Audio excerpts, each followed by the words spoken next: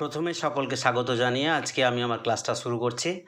ক্লাসটা শুরু করার আগে আমি সকলকে বলবো, যারা এখনও পর্যন্ত আমার এই educational channel learn physics with a clear concept এটিকে সাবস্ক্রাইব করনি, তারা এখনই এই চ্যানেলটিকে সাবস্ক্রাইব করবে, যাতে করে যে কোনো আপডেটস তোমাদের কাছে সঙ্গে সঙ্গে পৌঁছে যায়। আর আমার ভিডিওটা যদি ভালো লাগে তাহলে অবশ্যই একটা লাইক দেবে, বন্ধুদের সাথে শেয়ার করবে। তোমাদের একটা লাইক আমাকে অনুপ্রাণিত করবে আরও অনেক ভালো ভিডিও প্রেজেন্ট করার জন্যে, পদার্থবিজ্ঞানের অনেক গুরুত্বপূর্ণ তথ্য তোমাদের কাছে পৌঁছে দেওয়ার জন্যে। আজকে আমি পড়াবো ক্লাস 12-এর তড়িৎ ক্ষেত্রের ক্ষেত্র ভেক্টর এবং তড়িৎ ফ্লাক্স। আজকে পড়ানো হবে ক্লাস 12-এর তড়িৎ ক্ষেত্রের ক্ষেত্র ভেক্টর এবং তড়িৎ flux, area vector and electric flux. প্রথমে বলবো ক্ষেত্র ভেক্টর, এরিয়া ভেক্টর। ক্ষেত্র ভেক্টর বা এরিয়া ভেক্টর বলতে আমরা কি বুঝি? কোনো বস্তুর পৃষ্ঠতলের ক্ষেত্রফলকে একটি ভেক্টর হিসাবে গণ্য করলে ওই ভেক্টরটিকে ক্ষেত্র ভেক্টর বলে। আমরা পদার্থবিজ্ঞানে অনেক সময় কোনো তলের ক্ষেত্রফলকে আমরা ভেক্টর হিসাবে বিবেচনা করি। তাহলে যদি কোনো তলকে আমরা ভেক্টর হিসেবে বিবেচনা করি, তাহলে সেই ক্ষেত্রে ওই ক্ষেত্রটা হবে একটি ভেক্টর, একে ক্ষেত্র ভেক্টর বলবো। কোনো বস্তুর পৃষ্ঠতলের ক্ষেত্রফলকে একটি ভেক্টর হিসাবে গণ্য করলে ওই ভেক্টরটিকে ক্ষেত্র ভেক্টর বলে। অর্থাৎ আমরা যদি কোনো বস্তুর পৃষ্ঠতলের যে ক্ষেত্রফল সেটাকে যদি একটা ভেক্টর হিসাবে গণ্য করি, তাহলে ওই ভেক্টরটিকে আমরা ক্ষেত্র ভেক্টর বলবো। বোঝার জন্যে দেখা যাক, এখানে আমি একটা বস্তু দেখিয়েছি, এই বস্তুটার বাইরের একটা ক্ষেত্রফল আছে। একটা বস্তু দেখিয়েছি, যে বস্তুটার বাইরের একটা ক্ষেত্রফল আছে। আমি মনে করলাম এই বাইরের তলটার যে মোট ক্ষেত্রফল সেটা হচ্ছে এস, অর্থাৎ এস তলযুক্ত, এস বাইরের তলযুক্ত একটি বস্তু আমি নিয়েছি। এর ক্ষেত্রে আমরা ক্ষেত্র ভেক্টরকে বুঝতে গেলে এই তলের উপর একটা অতি ক্ষুদ্র তল আমরা কল্পনা করব। এই তলের উপর একটা অতি ক্ষুদ্র তল ডিএস কল্পনা করেছি। তাহলে এই যে ডিএস তল, এই ডিএস তলের উপর এখন যদি আমি একটা লম্ব আঁকি, এই ডিএস ক্ষুদ্র তলের উপর যদি একটা লম্ব আঁকি, সেটাকে আমি ডিএস ভেক্টর দিয়ে সূচিত করব। তাহলে এই ডিএস ভেক্টরটাই হবে ক্ষেত্র ভেক্টর। আবার বলি, আমরা ডিএস একটা এস ক্ষেত্রফল যুক্ত একটা বস্তু নিয়েছি, তার বাইরের একটা ছোট্ট ক্ষেত্রফল কল্পনা করেছি যেটা হচ্ছে ডিএস। সেই ডিএসের উপর একটা লম্ব টেনেছি, ডিএস ভেক্টর, এইটাকেই আমরা বলবো ক্ষেত্র ভেক্টর। এখানে যে ডিএস ভেক্টরটা দেখিয়েছি এটাই হবে ক্ষেত্র ভেক্টর। এরপরে আসছে ক্ষেত্র ভেক্টরের মান। এই যে ক্ষেত্র ভেক্টরটা আমরা দেখালাম, এর মান কত হবে? তলটির ক্ষেত্রফলের মান হলো ক্ষেত্র ভেক্টরটির দৈর্ঘ্য। তাহলে ক্ষেত্র ভেক্টরটা যে দৈর্ঘ্য, আমি দেখতে পাচ্ছি এখান থেকে এখান পর্যন্ত যে দৈর্ঘ্যটা দেখিয়েছি, এই দৈর্ঘ্যটাই হবে ওই তলটার ক্ষেত্রফলের মান। আমরা যে ডিএস ক্ষুদ্র তলটা নিয়েছি, তাহলে এই যে দৈর্ঘ্যটা দেখিয়েছি, এই দৈর্ঘ্যটাই হবে এই তলটির ক্ষেত্রফলের মান। আর ক্ষেত্র ভেক্টরের অভিমুখ, এই যে ডিএস ক্ষেত্র ভেক্টরটাকে দেখিয়েছি, এই ডিএস ক্ষেত্র ভেক্টরের অভিমুখ কোন দিকে হবে না, তল থেকে, এই যে ডিএস তলটা কল্পনা করেছি, এই ডিএস তল থেকে লম্বভাবে বাইরের দিকে। ক্ষেত্র ভেক্টরের অভিমুখ হচ্ছে তলটির লম্ব বরাবর অভিমুখটিকে ক্ষেত্র ভেক্টরটির অভিমুখ ধরা হয়। তাহলে ক্ষেত্র ভেক্টরের অভিমুখ কোনটা করব না, যে তলটা আমরা নিয়েছি সেই তলটার উপর যদি একটা লম্ব টানি, সেই লম্বের দিকটাই হবে ক্ষেত্র ভেক্টরের অভিমুখ। তাহলে এখানে হলো ডিএস একটি ক্ষেত্র ভেক্টর, এর পরিমাপ হবে ডিএস, ক্ষেত্রফলটা হচ্ছে এর পরিমাপ, তলটির ক্ষেত্রফল, এটা হচ্ছে এর মান, ডিএস ভেক্টরের মান। আর এই ডিএস তলের উপর যদি আমি একটা লম্ব টানি, তাহলে সেই লম্ব অভিমুখটাই হবে এই ক্ষেত্র ভেক্টর ডিএস ভেক্টরের অভিমুখ। এরপরে আসব তড়িৎ ফ্লাক্স, ইলেকট্রিক ফ্লাক্স। তড়িৎ ফ্লাক্স কাকে বলে আমরা দেখে নিই। আমরা আগে তড়িৎ বলরেখা আলোচনা করেছি। এখন আলোচনা করব তড়িৎ ফ্লাক্স। দেখে নিই ইলেকট্রিক ফ্লাক্সটা কী। কোনো তলের মধ্য দিয়ে লম্বভাবে অতিক্রান্ত তড়িৎ বলরেখা সংখ্যাকে ওই তলের সঙ্গে জড়িত তড়িৎ ফ্লাক্স বলে।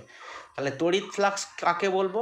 আমি যদি কোনো একটা তল নিই তাহলে দেখব ওই তলের সঙ্গে লম্বভাবে কতগুলো তড়িৎ বলরেখা বেরিয়ে আসছে। তাহলে কোনো একটা তলের তড়িৎ ফ্লাক্স বলতে আমরা বুঝব সেই তলটার মধ্য দিয়ে লম্বভাবে নির্গত তড়িৎ বলরেখা, কতগুলো তড়িৎ বলরেখা সেই তলটার মধ্য দিয়ে লম্বভাবে নির্গত হচ্ছে, এই সংখ্যাটাই হবে ওই তলটার সঙ্গে জড়িত তড়িৎ ফ্লাক্স। কোনো তলের মধ্য দিয়ে লম্বভাবে অতিক্রান্ত তড়িৎ বলরেখা সংখ্যাকে ওই তলের সঙ্গে জড়িত তড়িৎ ফ্লাক্স বলে। একটা তল যদি আমরা কল্পনা করি তাহলে দেখব ওই তলটার মধ্য দিয়ে লম্বভাবে কতগুলো তড়িৎ বলরেখা নির্গত হচ্ছে। তাহলে ওই লম্বভাবে নির্গত তড়িৎ বলরেখা সংখ্যাই হবে ওই তলের সঙ্গে জড়িত তড়িৎ ফ্লাক্স। তড়িৎ ফ্লাক্সের পরিমাপ। তাহলে আমরা এই যে তড়িৎ ফ্লাক্সটা পড়লাম, অর্থাৎ কোনো তলের মধ্য দিয়ে লম্বভাবে নির্গত তড়িৎ বলরেখা সংখ্যাকে ওই তলের সঙ্গে জড়িত তড়িৎ ফ্লাক্স বলেছি। তাহলে এই তড়িৎ ফ্লাক্সটাকে আমরা পরিমাপ করব।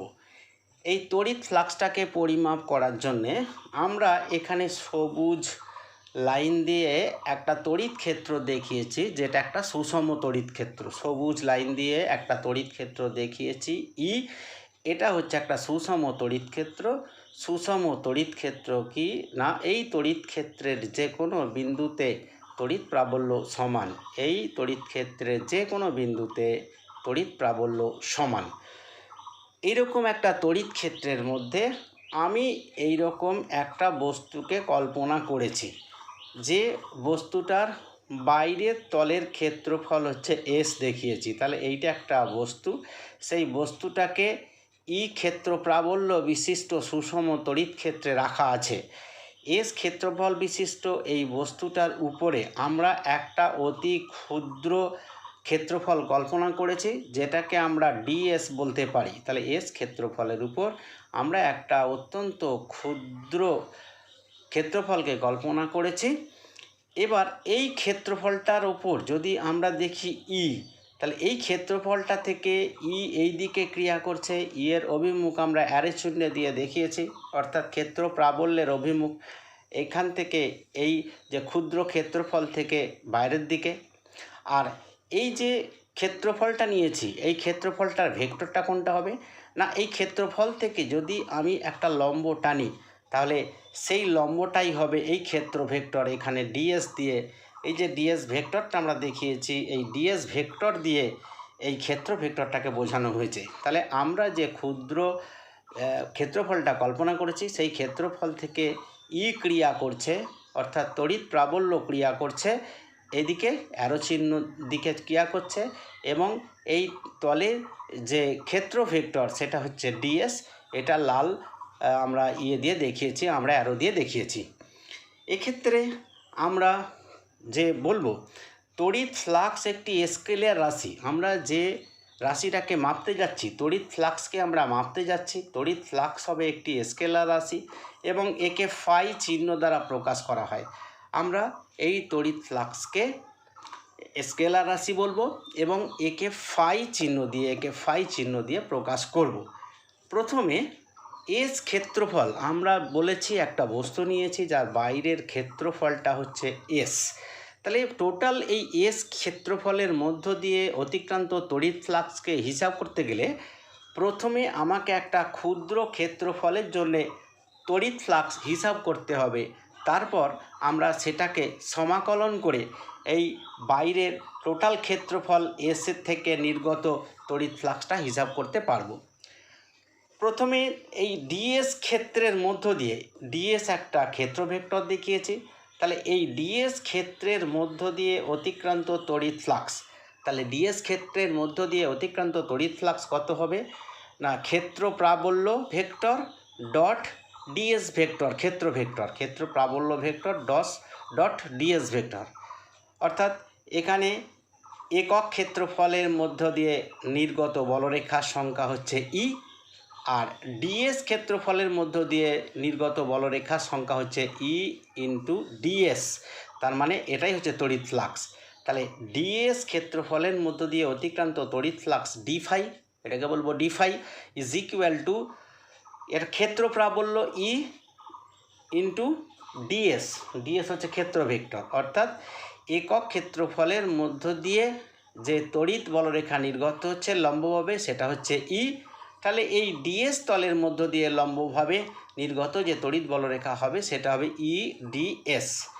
এখানে আমরা ই ভেক্টর ডট ডিএস ভেক্টর দেখিয়েছি, তার মানে ই ডিএস কস থিটা, যেহেতু এটা দুটো ভেক্টর গুণ করে একটা স্কেলার তৈরি হচ্ছে, তাহলে এটা অবশ্যই একটা ডট ভেক্টরের ডট গুণ হবে ই ডট ডিএস ভেক্টর। তাহলে ভেক্টরের ডট গুণফল A vector dot B vector is equal to A B cos theta হয়। এখানে হচ্ছে E vector dot ds vector is equal to E DS cos theta. এটা হচ্ছে আমরা ভেক্টর গুণের ডট গুণফলের মান ই ডিএস কস থিটা, যেখানে থিটা হচ্ছে এই ই এবং ডিএসের মধ্যবর্তী কোণ। তাহলে ই ডিএস কস থিটা, এর মধ্যে থিটা হলো ই এবং ডিএসের মধ্যবর্তী কোণ, is equal to E cos theta. Cos থিটাটাকে সামনে নিয়ে চলে এসেছি, E cos theta d s is equal to what is E cos theta. তাহলে এটা যদি ই হয় তাহলে ই কস থিটাটা এইদিকে হবে, অর্থাৎ ডিএস অভিমুখে ই এর উপাংশ, ডিএস অভিমুখে ই এর উপাংশ।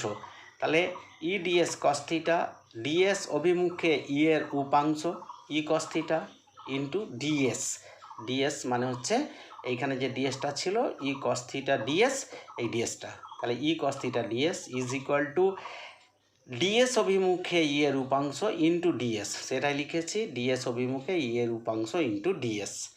এবার এটা হলো আমরা যে তড়িৎ ফ্লাক্সটা নির্ণয় করলাম, এটা একমাত্র ক্ষুদ্র একটা ক্ষেত্রফলের জন্যে এই তড়িৎ ফ্লাক্সের পরিমাণ। তাহলে এই টোটাল ক্ষেত্রফলের জন্যে যদি আমাকে তড়িৎ ফ্লাক্সটা নির্ণয় করতে হয়, তখন সমগ্র তলের জন্য তড়িৎ ফ্লাক্সটা ফাই হবে।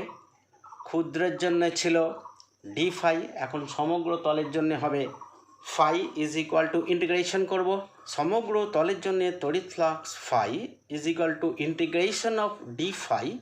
এখানে যে ডি ফাইটা বের করেছি আমরা, এই যে d phi, integration of d phi is equal to d ফাইয়ের মানটা বসিয়েছি ই ডিএস কস থিটা। তাহলে এটা হলো একটা এস ক্ষেত্রফল যুক্ত তলের মধ্য দিয়ে অতিক্রান্ত তড়িৎ ফ্লাক্স। এখন এই ইকুয়েশানে যদি থিটা সমান 0 হয়, তাহলে সেই ক্ষেত্রে থিটা যদি 0 হয় তাহলে ফাই সমান কত হবে ই ডিএস কস 0, কস 0 মানে 1 ইজ ইকুয়াল টু ইটা বাইরে বেরিয়ে চলে হলো, ইটা ধ্রুবক, সুষম তড়িৎ ক্ষেত্র ইটা ধ্রুবক, ডিএসটাকে ইন্টিগ্রেশন করলে শুধু এস হয়ে যাবে। তাহলে থিটা যদি 0 হয় তাহলে মোট তড়িৎ ফ্লাক্স হয়ে যাবে ইএস, এটা হয়ে গেল ম্যাক্সিমাম। আর থিটা যদি 90 ডিগ্রি হয় তাহলে ফাই অর্থাৎ তড়িৎ ফ্লাক্সের পরিমাণ হবে integration of S DS cos 90, cos 90 is equal two 0 is equal two minimum. Theta 0 হলে তড়িৎ ফ্লাক্স হবে ম্যাক্সিমাম, থিটা 90 হলে তড়িৎ ফ্লাক্স হয়ে যাবে মিনিমাম বা 0। এখন আমরা যে তড়িৎ ফ্লাক্সগুলো আলোচনা করলাম, এটা ধনাত্মক তড়িৎ ফ্লাক্স হতে পারে বা ঋণাত্মক তড়িৎ ফ্লাক্সও হতে পারে। দেখি কখন তড়িৎ ফ্লাক্সকে ধনাত্মক বলবো এবং কখন তড়িৎ ফ্লাক্সকে ঋণাত্মক বলবো। এই যে ই অর্থাৎ ক্ষেত্র প্রাবল্য, তড়িৎ প্রাবল্যের যে ভেক্টর, এই তড়িৎ প্রাবল্য ভেক্টর এটা যদি তল থেকে বহির্মুখী হয়, তাহলে আমরা যে তলের উপর ক্যালকুলেশন করছি, যে তলের জন্য তড়িৎ ফ্লাক্স ক্যালকুলেশন করছি, সেই তল থেকে যদি এই ক্ষেত্র ভেক্টর যদি বহির্মুখী হয় তাহলে বলবো, ক্ষেত্র প্রাবল্য ভেক্টর যদি বহির্মুখী হয় তাহলে বলবো যে নির্গত তড়িৎ ফ্লাক্স হবে সেটা হবে ধনাত্মক তড়িৎ ফ্লাক্স। আর যদি ই তল থেকে ই তলে যদি অন্তর্মুখী হয়, যদি ক্ষেত্র ভেক্টর, যদি আমরা ক্ষেত্র প্রাবল্য ভেক্টর যদি তলের অন্তর্মুখী হয়, তাহলে আমি ও থেকে যে তড়িৎ ফ্লাক্স নির্গত হবে তাকে বলবো ঋণাত্মক তড়িৎ ফ্লাক্স। এবার তড়িৎ ফ্লাক্সের একক, তড়িৎ ফ্লাক্সের একক d phi is equal to E ds. তার মানে ই হচ্ছে ক্ষেত্র প্রাবল্যের একক আর ডিএস হচ্ছে ক্ষেত্রফলের একক। তাহলে এসআই পদ্ধতিতে ক্ষেত্র প্রাবল্যের একক কী হবে? Newton per coulomb. এটা হচ্ছে ই এর একক, ক্ষেত্র প্রাবল্যের একক নিউটন পার কুলম ইন্টু ক্ষেত্রফল is equal to metre square. তাহলে তড়িৎ ফ্লাক্সের একক এসআই পদ্ধতিতে হয়ে যাবে newton per coulomb metre square. তড়িৎ ফ্লাক্সের মাত্রা, তড়িৎ ফ্লাক্সের মাত্রা কী হবে? তড়িৎ প্রাবল্যের মাত্রা ইন্টু ক্ষেত্রফলের মাত্রা। তড়িৎ প্রাবল্যের মাত্রাকে ক্ষেত্রফলের মাত্রা দিয়ে গুণ করলে তড়িৎ ফ্লাক্সের মাত্রা পাওয়া যাবে। তড়িৎ প্রাবল্যের মাত্রা কি? M L T to the power -3 I inverse into ক্ষেত্রফলের মাত্রা হচ্ছে এল স্কোয়ার। তাহলে তড়িৎ প্রাবল্যের মাত্রা M L T to the power -3 I inverse into L square is equal to M L cube T to the power -3 I inverse. তাহলে তড়িৎ ফ্লাক্সের মাত্রা হলো M L cube T inverse T inverse 3 I inverse 1। তাহলে আজকে এই পর্যন্তই। আমার ক্লাসটা শোনার জন্যে আমি সকলকে ধন্যবাদ জানাবো। অবশেষে আরও একবার ধন্যবাদ জানিয়ে আমি আমার আজকের ক্লাসটা শেষ করছি।